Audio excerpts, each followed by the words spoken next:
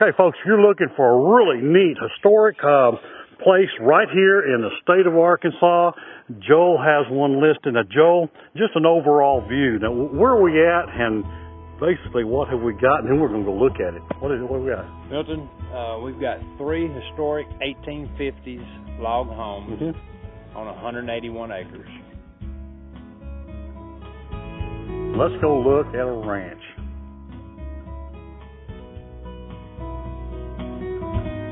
Well, Bean Creek Cabins is located in Caddo Gap, Arkansas, which is about 35-40 minutes from Hot Springs National Park, and it is a very historic place itself.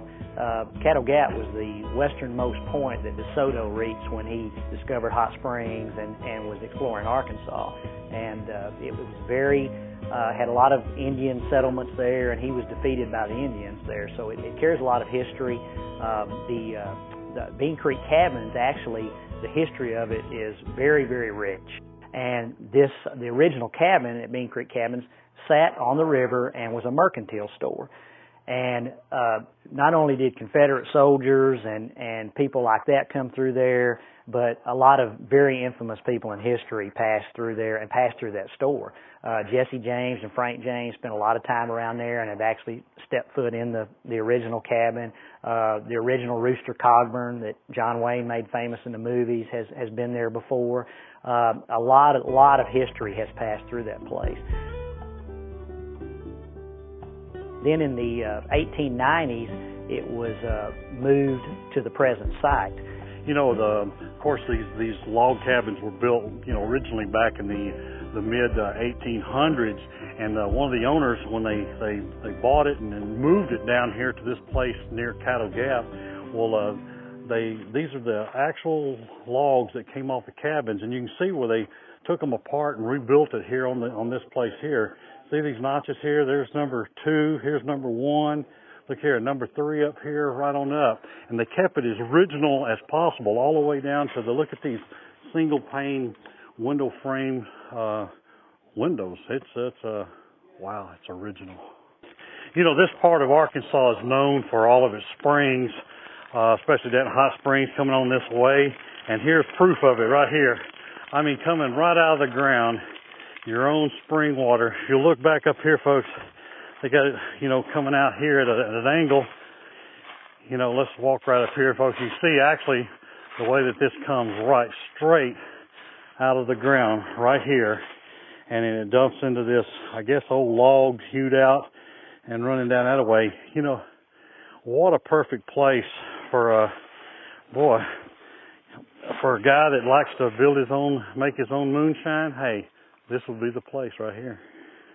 And it's quite unique to bring someone from the city into there and visit, and you drop down on your knees and you drink out of the creek, and that's something a lot of them have not experienced. But the water's so pure you can do that. We were talking earlier about all the springs. Here we are in front of the main lodge here. Here's one of the little cabins here. This large creek is actually a spring.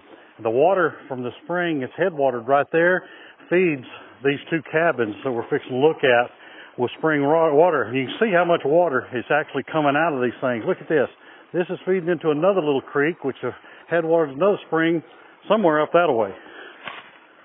I was talking to one of the owners, and they tried to keep this as original as it was back in the 1800s, all the way down to the original fireplace that was in it with the rock. And hey, this old window shutter here, you can even see, all the nails in it. This is this takes you back in time. Now, for all you guys that like to go back in time and never seen a real ice box, how they did it back then, they have a lot of these in Colorado. They brought down when they chipped the big blocks of ice out of the mountains up there. But you put your block of ice down in here, and or up here, put it up here, and then you'd have your freezer compartment down here. And of course, here's your refrigerator over here, all ran by ice. I don't know what they do in a hot summertime around here, but that's the old refrigerator. Hey, and it all goes with the sale of the property. Then later on in life, when you upgraded to a real refrigerator instead of the ice box, here's the motor sitting up here on this, and you just put stuff in here. That would fit a That would fit a 6-pack or 2 right in there, but that's the old refrigerator way back when. It all goes with the sale of the property again. That's pretty cool. I want one of those. Okay, for all you ladies that might be interested in the property, hey, it has got its modern conveniences also coming with it. It's the microwave. You got the electric stove. This is electric stove here, and of course you got a normal refrigerator. But hey, this one here still works. Either one, or put you a block of ice in the ice box. You know, the big cabin has 3 bedrooms, 5 total beds. All the original floor, beams, and logs have been painstakingly restored to the original beauty. Priceless antiques fill each cabin, all conveyed with the sellable property. You know, this historic property is being used as a rental property. You can spend the night or the week. You know, this is one of the cabins that Joel's talking about. They actually took and rebuilt the original logs, this cabin here, and we'll look at another one down there, but hey, it's still the same old rustic type cabin it was back in the 1800s. This cabin has 2 bedrooms, 1 at each end, with a kitchen in the middle.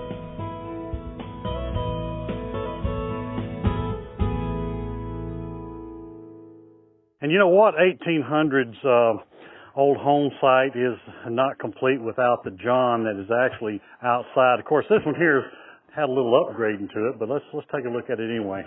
You know, even though they have upgraded the outhouse, it's got an outdoor shower complete with shower mat. You just walk in, throw your mat down, close the doors, and take a shower. Cabin number 3 has 2 bedrooms. One of them is upstairs, and everything you see in these cabins goes with the sale. You know, this is an income property. The owner is renting out the cabins during the spring through fall. And then, you know, for all the folks that's got kids or maybe even got grandkids, to buy a place like this, you got your own, about a 10-acre mini railroad, folks, right here. Look at the old covered, gosh, what do you call that, breezeway coming through there for the train. You know, the kids would have fun with this railroad here, complete with your own viaduct going across the creek here. It encompasses about 10 acres, your own choo-choo train set that grown people could ride in. How many places can you go in this day and time without driving 3 hours off the road? I mean, literally, 30 seconds off the road, and you can stay in a place or live in a place and wake up in the morning and go out on your porch, and there will be a flock of turkey walking by. In front of you, 50 or 60 turkey in the flock. There may be deer, 4 or 5 deer in the yard in the morning. Late in the afternoon, you can be walking down the road and you look and there's a black bear, standing in the road down there. Fox, squirrels, it's something you just don't see every day, especially if you live in the city all the time. This property, of course, is located not far out of Hot Springs, Arkansas, 7 miles from Glenwood, Arkansas, just a walk away from the Caddo River, and is being offered at $1,499,000. Give me a call for a private showing.